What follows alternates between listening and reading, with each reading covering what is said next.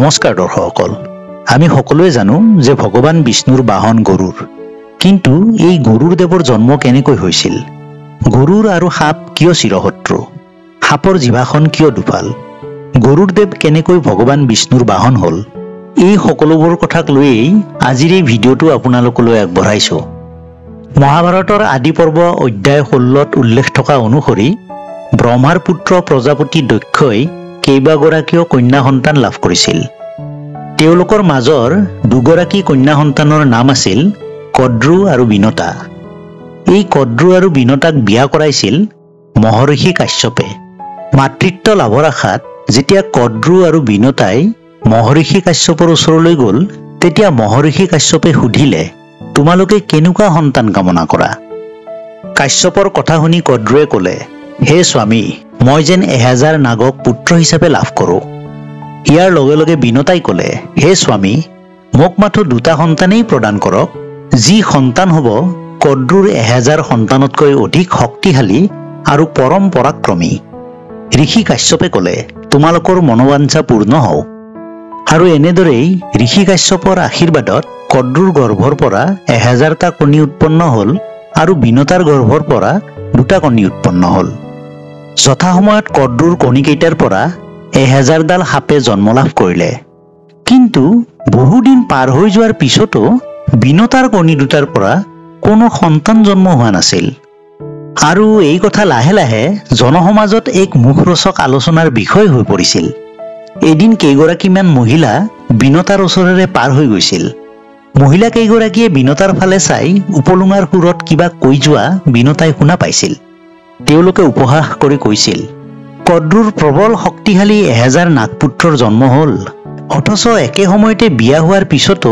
বিনতাই কোনো সন্তানৰ মুখ দেখা নাপালে তাই মাথো চৰাইৰ দৰে তাইৰ গৰ্ভৰ পৰা উৎপন্ন হোৱা কণী দুটাক উমনি দি থাকোঁতে দিন গ'ল এই বুলি কৈ মহিলা কেইগৰাকী সেই ঠাইৰ পৰা আঁতৰি গৈছিল কিন্তু এই কথাই মাতৃত্ব লাভৰ আশাত ব্যাকুল হৈ থকা বিনতাৰ হৃদয়ত ফুলে বিন্ধা দিলে বিনতাৰ ধৈৰ্যৰ বান্ধ ছিঙি গ'ল আৰু তেওঁ খঙতে তেওঁৰ গৰ্ভৰ পৰা উৎপন্ন হোৱা কণী দুটাৰ এটা কণী ভাঙি পেলালে কিন্তু কি আচৰিত কণীটো ভঙা মাত্ৰকে কণীৰ ভিতৰৰ পৰা আধা পক্ষী আৰু আধা মানৱ আকৃতিৰ এটা সন্তান ওলাই আহিল বিনতাই মৰমতে সন্তানটোৰ নাম ৰাখিলে অৰুণ কিন্তু অপৰিণত অৱস্থাত সন্তানটো জন্ম লাভ কৰাৰ কাৰণে সি বৰ কষ্ট পালে আৰু ক'বলৈ ধৰিলে হে মাতা তুমি কি কাৰণত অপৰিণত অৱস্থাতে মোৰ আৱৰণখন ভাঙি পেলালা মোৰ বৃদ্ধি বিকাশ সম্পূৰ্ণ হোৱাই নাই যাৰ বাবে মই বৰ কষ্ট অনুভৱ কৰিছো গতিকে মই তোমাক অভিশাপ দিলো যে তুমি তেতিয়ালৈ দাসী হিচাপে জীৱন কটাব লাগিব যেতিয়ালৈ তোমাৰ দ্বিতীয় পুত্ৰই তোমাক দাসিত্বৰ পৰা মুক্ত নকৰে গতিকে হে মাতা তোমাৰ দ্বিতীয় কণীটোৰ পৰা যাতে উপযুক্ত সময়ত সন্তান জন্ম লাভ কৰে তাৰ বাবে অপেক্ষা কৰিবা এইদৰে কৈ অৰুণে আকাশলৈ উৰা মাৰিলে আৰু সূৰ্যৰ ৰশ্মিৰ সৈতে বিলীন হৈ পৰিল আনফালে কদ্ৰুৰ নাগ সন্তানসকল ডাঙৰ হৈ অহাত তেওঁৰ অহংকাৰে আকাশ চুবলৈ আৰম্ভ কৰিলে কদ্ৰু আৰু বিনতা যদিও একে পিতৃ মাতৃৰে সন্তান আছিল তথাপিও দুয়োৰে মাজত সদায় নিজক শ্ৰেষ্ঠ হিচাপে প্ৰতিপন্ন কৰাৰ এক অঘোষিত প্ৰতিযোগিতা চলি আহিছিল নাৰীমনৰ এই ঈৰ্ষাপৰায়ণ স্বভাৱটোৰ এদিন বহিঃপ্ৰকাশ ঘটিল ঘটনাক্ৰমে সেইদিনা কদ্ৰুৱে বিনতাক সুধিলে তুমি কোৱাচোন ইন্দ্ৰৰ উচ্চাইহস্ৰৱ নামৰ ঘোঁৰাটোৰ ৰং কেনেকুৱা সমগ্ৰ জগতে জানে যে সেই ঘোঁৰাটোৰ ৰং বগা গতিকে বিনতাই সহজভাৱেই ক'লে ইন্দ্ৰৰ সেই ঘোঁৰাটোৰ ৰং বগা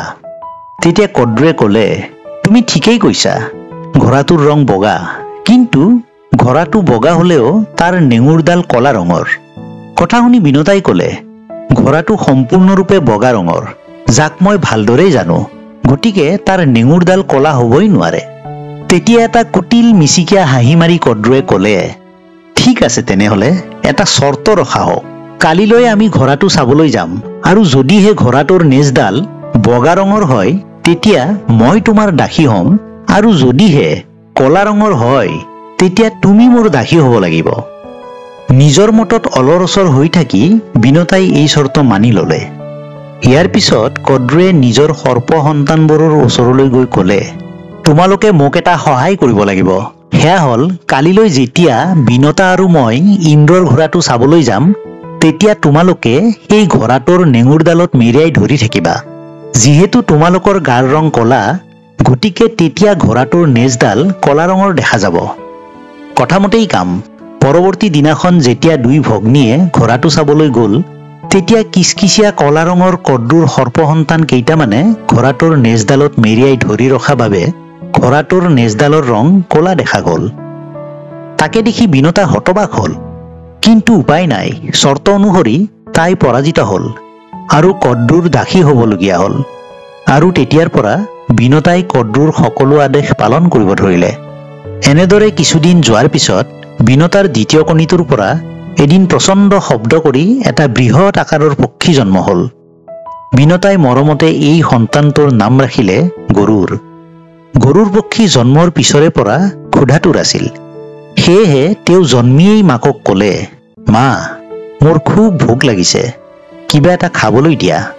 তেতিয়া মাকে বৰ দুখ মনেৰে ক'লে, হে বাচা, মই হলো এজনী দাসী।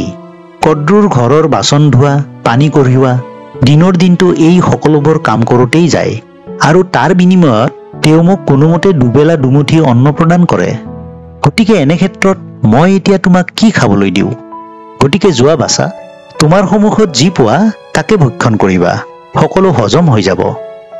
মাতৃ হৃদয়ৰ দুখ অনুভৱ কৰি গৰুৰে মাকক সুধিলে, মা, তুমি কি কাৰণত কদ্ৰু আৰু তেওঁৰ সৰ্পপুত্ৰসকলৰ দাস হ'বলগীয়া হ'ল, যাৰ বাবে তুমি আৰু মই এমুঠি অন্নৰ বাবে চিৰজীৱন হাহাকাৰ কৰিবলগীয়া হৈছে? তেতিয়া বিনতাই ক'লে, হে পুত্ৰ, প্ৰতিজ্ঞাত পৰাজিত হৈ মই তেওঁলোকৰ দাসী হৈছো। সেয়েহে এতিয়া তেওঁলোকে যি কয় তাকে শুনিব লাগে। এই কথা শুনি গৰুৰে মনত বৰ কষ্ট পালে। গতিকে তেওঁ লগে লগে উৰি গৈ সাপবোৰৰ ওচৰ পালে আৰু সুধিলে, হে সৰ্পবৃন্দ, কিহৰ বিনিময়ত তোমালোকে মোৰ মাক দাসিত্বৰ জীৱনৰ পৰা মুক্তি দিবা? তেতিয়া সাপবোৰে একেলগে কৈ উঠিল, তুমি যদি দেৱতাসকলৰ ওচৰত থকা অমৃতৰ কলহটো আমাক আনি দিব পৰা, তেতিয়াহে তোমাৰ মাক দাসিত্বৰ জীৱনৰ পৰা মুক্তি কৰি দিয়া হ'ব। গৰুৰে সাপবোৰৰ কথা মানি ল'লে আৰু অমৃত আনিবলৈ ৰাওনা হ'ল। লগতে আশীৰ্বাদ লাভ কৰাৰ উদ্দেশ্যৰে মাকৰ ওচৰত গৈ উপস্থিত হৈ ক'লে, মা, মই অমৃত আনিবলৈ যাওঁ। তুমি মোক আশীৰ্বাদ দিয়া যাতে মই এই কৰ্ম সফলভাৱে সমাপন কৰিব পাৰোঁ। বিনতাই মৰমতে ক'লে, হে পুত্ৰ, তোমাৰ উদ্দেশ্য সফল হওক। তাৰ পিছত মাকৰ পৰা বিদায় লৈ গৰুৰে অমৃত আনিবলৈ যাত্ৰা কৰিলে। সেই সময়ত গৰুৰ পিতৃ কাশ্যপ সেই বাটেৰে গৈ আছিল। পুত্ৰক দেখি কাশ্যপে ক'লে, কেনে আছা বাছা, পেট ভৰাই খাবলৈ পাইছানে? কাশ্যপক প্ৰণাম জনাই গৰুৰে ক'লে, হে পিতা, মই ভালে আছো, কিন্তু ভালদৰে পেট পুৰাই খাবলৈহে পোৱা নাই। গতিকে হে পিতৃ, দয়া কৰি মোক কিবা খোৱাৰ কথা কওক। সাপবোৰৰ হাতৰ পৰা মাক মুক্তি দিয়াৰ বাবে মই অমৃত আনিবলৈ আহিছো। কিন্তু পিতা, পেটৰ ভোকত মই জ্বলি পৰি মৰিছো। পুত্ৰৰ কথা শুনি কাশ্যপে ক'লে, সেই যে প্ৰকাণ্ড পুখুৰীটো দেখিছা, তালৈ গ'লে পৰ্বত সমান কাছ এটা আৰু তাতকৈও প্ৰকাণ্ড হাতী এটা দেখিবা। আগৰ জনমত তেওঁলোক বিভাবসু আৰু সুপ্ৰতীক নামেৰে দুই ভাই আছিল। তেওঁলোকৰ পিতৃয়ে তেওঁলোকৰ বাবে কিছু ধন সম্পত্তি এৰি গৈছিল। সৰু ভায়েক সুপ্ৰতীকে সেই ধন সম্পত্তিৰ ভাগ বতৰা কৰি দিবলৈ ডাঙৰ ভায়েকক বৰ খেচখেচাই আছিল। বিভাবসু আছিল অত্যন্ত খঙাল। সেয়েহে সি সুপ্ৰতীকৰ খেচখচনিত অস্থিৰ হৈ খঙতে ভায়েকক অভিশাপ দি কৈছিল, তই মৰি হাতী হবি। তেতিয়া সুপ্ৰতীকেও ককায়েকক অভিশাপ দি কৈছিল, তুমিও মৰি কাছ হবা। আৰু তেতিয়াৰ পৰাই দুই ভায়েক সেই পুখুৰীটোত হাতী আৰু কাছ হৈ আছে। ইহঁত দুটাক খাব পাৰিলে তোমাৰ পেটটোও ভৰিব আৰু গাৰ বলো বাঢ়িব, লগতে এওঁলোকেও অভিশাপৰ পৰা মুক্তি পাব। এই বুলি গৰুৰক আশীৰ্বাদ দি কাশ্যপ গুচি গ'ল। তাৰ পিছত গৰুৰে পুখুৰীটোত নামি এটা নখেৰে হাতীটো আৰু আন এটা নখেৰে কাছটো ধৰি আকাশত উৰা মাৰিলে আৰু এখন সুউচ্চ পৰ্বতত গৈ জিৰণি ল'লে আৰু সেই পৰ্বতত বহিয়েই হাতী আৰু কাছটো ভক্ষণ কৰিলে। ইয়াৰ লগে লগে বিভাবসু আৰু সুপ্ৰতীক দুই ভাতৃ সাপমুক্ত হ'ল আৰু গৰুৰক প্ৰণাম জনাই স্বৰ্গলোকলৈ গমন কৰিলে। পেট পুৰাই আহাৰ গ্ৰহণ কৰাৰ পিছত গৰুৰে নতুনকৈ বল বান্ধি অমৃত আনিবলৈ ইন্দ্ৰলোকলৈ যাত্ৰা কৰিলে। ইয়াকে দেখি দেৱতাসকল চিন্তাত পৰিল। ইন্দ্ৰই বৃহস্পতিক সুধিলে, সেইটো কি আহি আছে? বৃহস্পতিয়ে উত্তৰ দিলে যে কাশ্যপৰ পুত্ৰ গৰুৰে অমৃত নিবলৈ আহি আছে আৰু লৈহে যাব। বৃহস্পতিৰ এই কথাত অমৃতৰখীয়া দেৱতাসকলৰ হাহাকাৰ লাগিল। ভয়ংকৰ পক্ষী এটাই এনেদৰে অমৃতৰ কলহটো নিবলৈ অহা দেখি তেওঁলোকে হাতে হাতে অস্ত্ৰ লৈ অমৃতৰ চৌপাশে সতৰ্ক প্ৰহৰী হিচাপে থিয় হ'ল। ইয়াৰ পিছত অমৃতক লৈ গৰুৰ আৰু দেৱতাসকলৰ মাজত ভীষণ যুদ্ধ আৰম্ভ হ'ল। ইন্দ্ৰ, বায়ু, বৰুণ, পৱন, বিশ্বকৰ্মা আদি কৰি আন বহুতো দেৱতাই গৰুৰৰ আক্ৰমণত তিষ্ঠিব নোৱাৰি অমৃতৰ কলহটো সেই ঠাইতে এৰি পলায়ন কৰিলে। অৱশেষত সকলোকে পৰাজিত কৰি গৰুৰে অমৃতৰ কলহটো লৈ আকাশত উৰা মাৰিল। এনে সময়তে প্ৰভু নাৰায়ণৰ সৈতে গৰুৰৰ সাক্ষাৎ হ'ল। নাৰায়ণে গৰুৰৰ বীৰত্ব দেখি সন্তুষ্ট হৈ ক'লে, হে গৰুৰ, তুমি যি বৰ ইচ্ছা কৰা সেয়া মোৰ পৰা খুজিব পৰা। প্ৰভু নাৰায়ণৰ মুখৰ পৰা এনে প্ৰস্তাৱ শুনি গৰুৰে ক'লে, হে প্ৰভু, মই অমৰ হৈ সদায় আপোনাৰ কাষত থাকিব বিচাৰো, গতিকে মোক এই বৰ প্ৰদান কৰক। তেতিয়া নাৰায়ণে বৰ প্ৰদান কৰি ক'লে, তথাস্তু। আৰু এনেদৰে সেইদিনাৰ পৰাই গৰুৰ প্ৰভু নাৰায়ণৰ বাহন হ'ল। ইয়াৰ পিছত অমৃত লৈ গৰুৰ যেতিয়া সাপবোৰৰ ওচৰলৈ যাবলৈ ওলাল, তেনে সময়তে ইন্দ্ৰই গৰুৰক বধ কৰিবলৈ বজ্ৰ নিক্ষেপ কৰিলে। কিন্তু ইতিমধ্যে গৰুৰে প্ৰভু নাৰায়ণৰ পৰা বৰ লাভ কৰাৰ বাবে সেই বজ্ৰই গৰুৰৰ একো ক্ষতি কৰিব নোৱাৰিলে। ইয়াকে দেখি গৰুৰে ভাবিলে, ইমান শক্তিশালী অস্ত্ৰ জীপাত মুনিৰ হাড়েৰে নিৰ্মিত, যাৰ জগতত ইমান খ্যাতি আছে, এনে এপাত অস্ত্ৰই যদি মোৰ শৰীৰত একো প্ৰভাৱ পেলাব নোৱাৰে, তেতিয়া হয়তো ইন্দ্ৰৰ বাবে এয়া এক বৰ লাজৰ কথা হ'ব। সেয়েহে ইয়াৰ বাবে মোৰ নিজৰ কিবা হ'লেও অঘটন হোৱাটো উচিত আছিল। এই বুলি গৰুৰে নিজৰ দেউকাৰ পাখি এটা সৰাই তললৈ পেলাই দি ইন্দ্ৰক ক'লে, এয়া চোৱা, তোমাৰ অস্ত্ৰৰ আঘাতত মোৰ দেউকাৰ পাখি সৰি গৈছে। এই কাণ্ড দেখি ইন্দ্ৰ অবাক হ'ল। তেওঁৰ বুজিবলৈ বাকী নাথাকিল যে তেওঁৰ মান ৰাখিবলৈহে গৰুৰে এই কাৰ্য কৰিছে। গতিকে এই কথা লক্ষ্য কৰি ইন্দ্ৰৰ গৰুৰৰ লগত বন্ধুত্ব গঢ়িবলৈ মন গ'ল। তেওঁ মনৰ কথা গৰুৰক কোৱাত গৰুৰেও হাঁহিমুখে সন্মতি জনালে। তেতিয়া ইন্দ্ৰই ক'লে, হে মিত্ৰ, অমৃত যিয়েই খাব তেওঁৱেই অমৰ হৈ পৰিব। গতিকে এই অমৃত যদি তুমি সাপবোৰক খাবলৈ দিয়া, তেনেহলে সিহঁত অমৰ হৈ আমাৰ লগতে বিশ্বব্ৰহ্মাণ্ডৰ সকলোৰে ওপৰত অত্যাচাৰ কৰিব।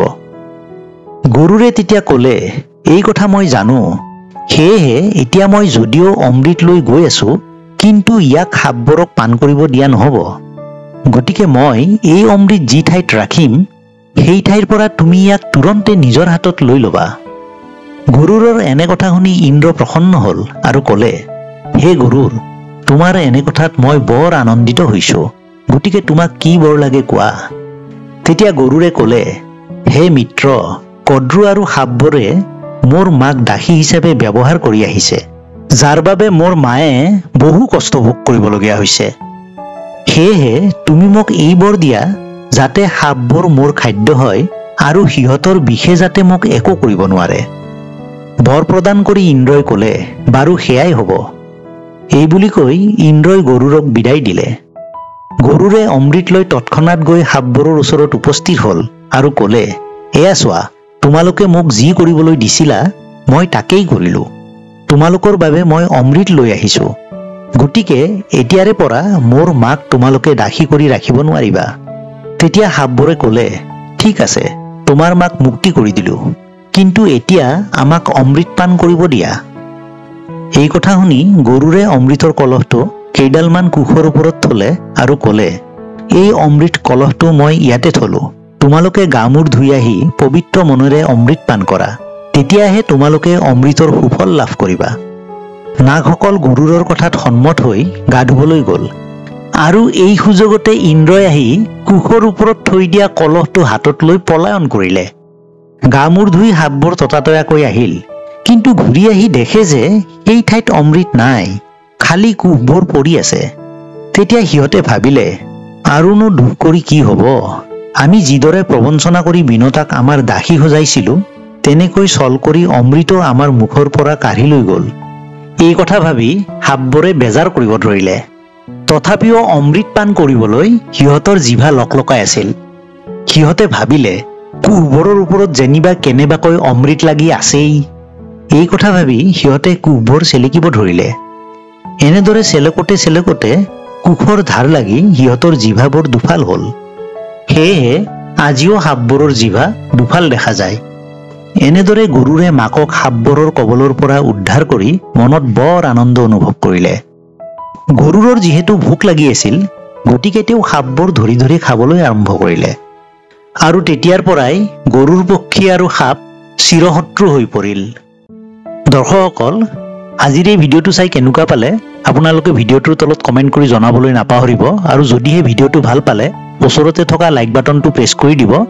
আৰু এতিয়ালৈকে যদি মোৰ এই চেনেলটো আপোনালোকে ছাবস্ক্ৰাইব কৰা নাই, অনুগ্ৰহ কৰি চেনেলটো ছাবস্ক্ৰাইব কৰি ল'ব আৰু ওচৰতে থকা বেল আইকনটো প্ৰেছ কৰি ৰাখি দিব।